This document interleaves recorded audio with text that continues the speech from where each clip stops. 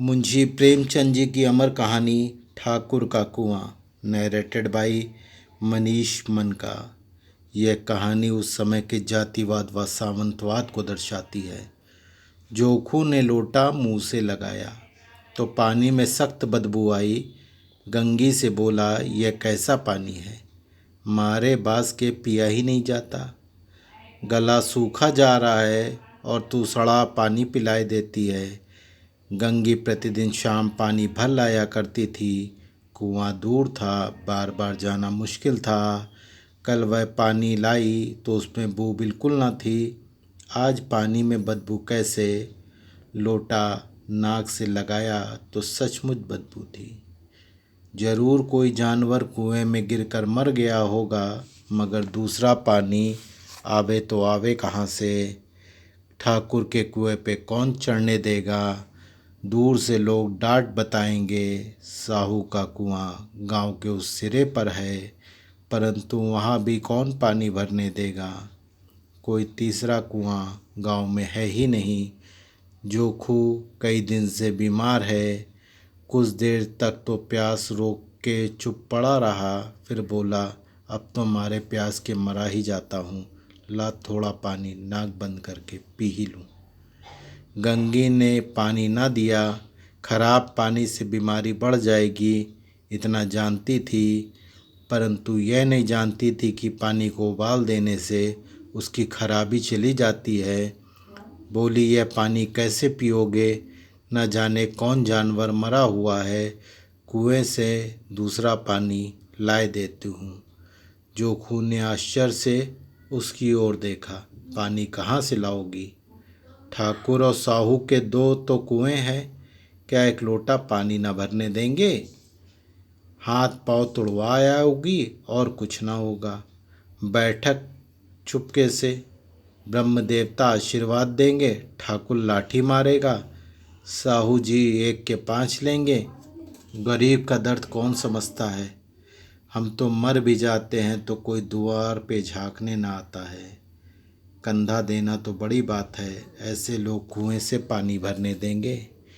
इन शब्दों में कड़वा सत्य था।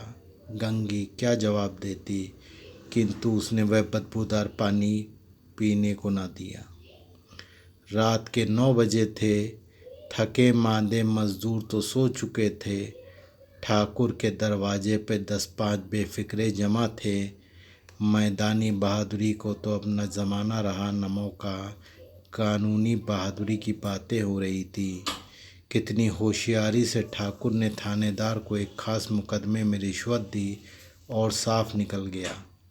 कितनी अक्लमंदी से एक मार्के के मुकदमे की नकल ले आया। नाजिर और मोतमीम सभी कहते थे नकल नहीं मिल सकती, कोई 50 मांगता है, कोई 100। यहाँ बेपैसे कौड़ी नकल उड़ा दी। काम करने का ढंग चाहिए। इसी समय गंगी कुएं से पानी लेने पहुंची। कुप्पी की धुंधली रोशनी कुएं पर आ रही थी। गंगी जगत की आड़ में बैठी मौके का इंतज़ार करने लगी। इस कुएं का पानी सारा गांव पीता है, किसी के लिए रोका नहीं है, सिर्फ ये बदनसीब नहीं भर सकते। गंगी का विद्रोही दिल रिवाज, पाबंदियों और मजबूरियों पर चोट करने लगा। हम क्यों नीच हैं और ये लोग क्यों ऊंच हैं? इसके लिए कि ये लोग गले में तागा डाल लेते हैं। यहाँ तो जितने हैं एक से एक छटे हुए हैं। चोरी ये करें, जाल फरेब ये करें, झूठे मुकदमे ये करें। अभी इस ठाकुर ने तो उस दिन बेचारे गडेरिया की भेड़ चुरा ली थी और बाद में मार कर खा गया। इन्हीं पंडित के घर में तो 12 मास जुआ होता है। यहीं साहू जी तो घी में तेल मिलाकर बेचते हैं, काम करा लेते हैं, मजूरी देते नानी मरती है। किस बात में हमसे ऊंचे हैं? हम गली गली चिल्लाते नहीं कि हम ऊंचे हैं, हम ऊंचे हैं। कभी गांव में आ जाती हूँ तो रस भरी आंखों से देखने लगते हैं, जैसे सबकी छाती पर सांप लौटने लगता है। परंतु घमंड यह है कि हम ऊंचे हैं। कुएं पर किसी के आने की आहट हुई। गंगी की छाती धक धक करने लगी। कहीं देख लेगा तो गजब हो जाएगा। एक लात भी तो नीचे ना पड़े। उसने घड़ा और रस्सी उठा ली और झुककर चलती हुई एक वृक्ष के अंधेरे साए में जा खड़ी हुई। कब इन लोगों को दया आती है किसी पर। बेचारे मैंगू को इतना मारा कि महीनों लहू थूकता रहा, इसीलिए तो कि उसने बेगार न दी थी। इस पर ये लोग ऊंच बनते हैं। कुएं पर स्त्रियां पानी भरने आई थीं। इनमें बात हो रही थी।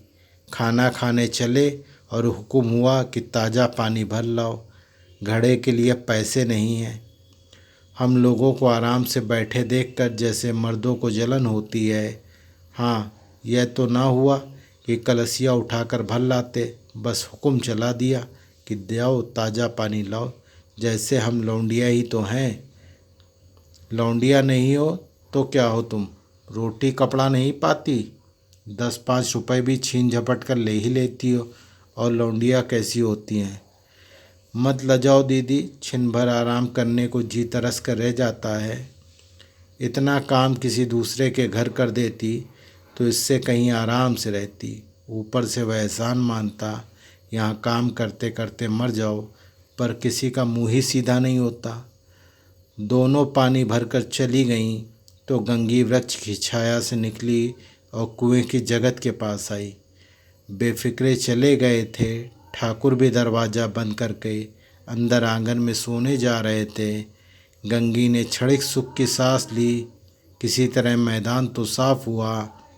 अमृत चुरा लाने के लिए जो राजकुमार किसी ज़माने में गया था, वह भी शायद इतनी सावधानी के साथ और समझ बूझ कर ना गया होगा।